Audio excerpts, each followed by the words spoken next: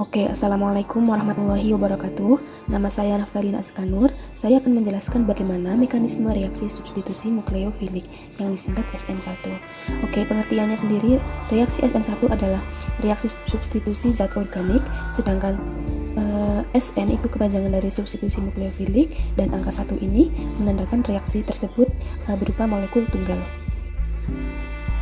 Baik, selanjutnya saya akan menjelaskan tahapan dari reaksi substitusi nukleofilik SN1. Ciri-cirinya itu biasanya terjadi pada alkil halida tersier yang bereaksi dengan nukleofil lemah. Nah, nukleofil lemah itu contohnya H2O, CH3OH, dan lain-lain.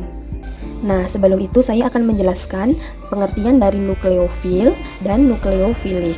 Nah, nukleofil ini adalah spesies yang tertarik ke suatu pusat positif, sedangkan nukleofilik ini adalah spesies berupa alkil halida yang nantinya ikatannya akan terurai karena serangan dari nukleofil. Artinya, nukleofilik ini bisa juga disebut sebagai substrat.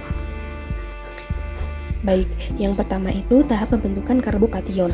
Pembentukan karbokation itu sering disebut sebagai penguraian alkil halida secara sederhana. Nah, contohnya ini, panah ini artinya menunjukkan bahwa bromin yang terdapat pada senyawa tersebut itu melepaskan diri atau terurai. Reaksinya itu berlangsung lambat dan menghasilkan senyawa ion seperti ini. Nah, selanjutnya ion hidrokarbon ini yang tadinya sudah terurai kemudian diserang oleh dua nukleofil. Nah, seperti yang sudah saya jelaskan tadi bahwa CH3OH itu termasuk nukleofil lemah, makanya sangat mudah untuk bereaksi. Nah, reaksinya seperti ini.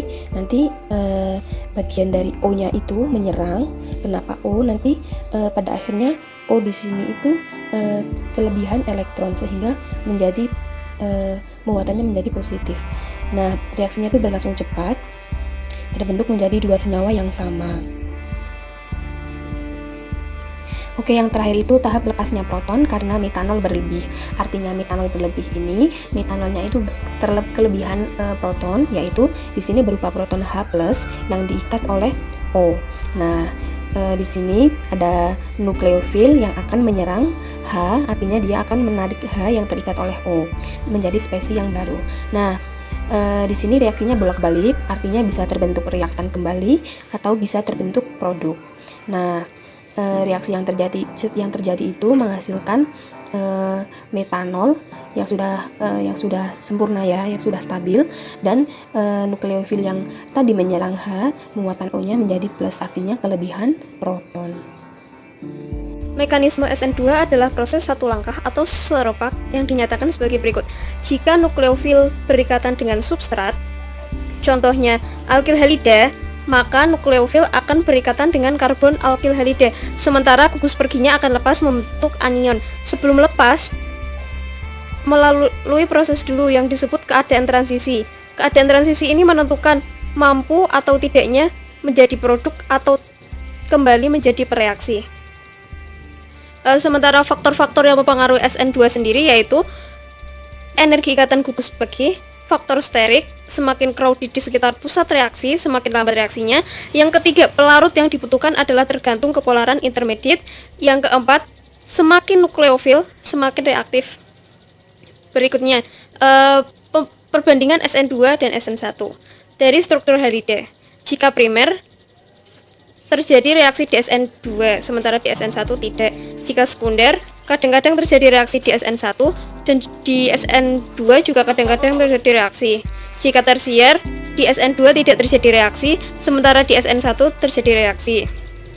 Secara stereokimia, di SN2 terjadi pembalikan, di SN1 rasemisasi. Secara nukleofil, SN2 kecepatan bergantung pada konsentrasi nukleofil, mekanisme memilih nukleofil anion.